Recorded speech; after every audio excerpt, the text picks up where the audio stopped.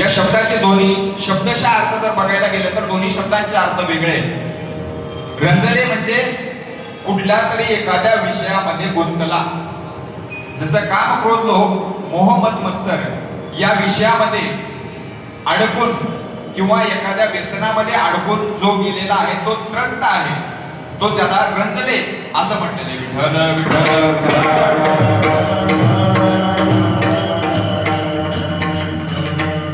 आणि या रंजल्यांना सुद्धा ही अशी वेळ येणार आहे की ते कधी ना कधी गांजणार आहे।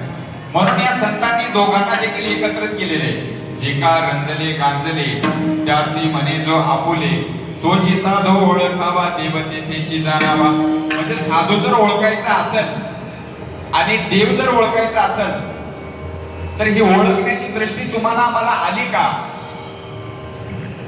कधीतरी आपण आत्मपरीक्षण करून या ठिकाणी बघितलं पाहिजे। म्हणजे देवाची जर व्याख्या करायला गेले तर देव या धातूपासून असा हा शब्द तयार झालेला आहे। देव म्हणजे जो देतो तो देव, आणि त्याची ओळख करून घ्यायचा असेल तर तो आपल्याला साध्या सोप्या भाषेमध्ये सांगण्यासाठी, म्हणजे तुम्ही आम्ही एक साधक आहात किंवा पामर आहात, ती आपल्याला ज्ञान चक्षुदृष्टी अजिबात आपल्याला झालेली नाही, तरी सुद्धा संत महात्म्यांना एवढी तळमळ का? तुम्हा आम्हाला कशासाठी उपदेश करतात? देव कोण, साधू कोण हे जाणून देण्यासाठी त्यांचं कर्तव्य काय, आणि संत कशासाठी येतात आणि देव कशासाठी येतात त्याचं आपल्याला विवेचन करायचं।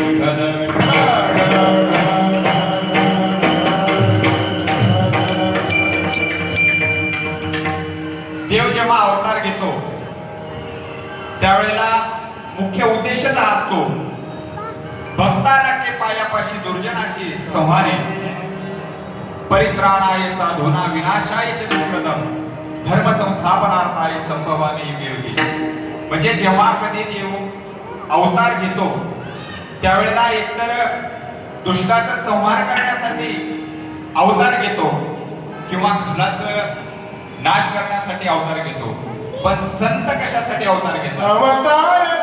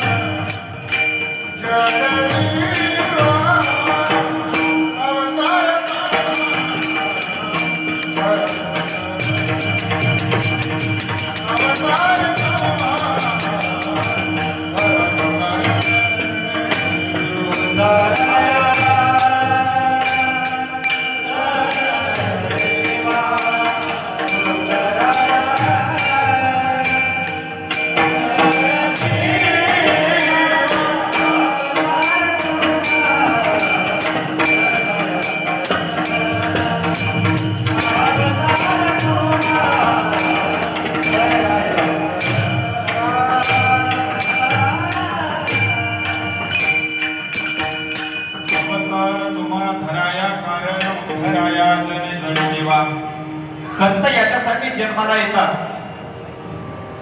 उद्धराया जन, जन म्हणजे तुम्ही आम्ही, उद्धराया जड, उद्धराया जीव।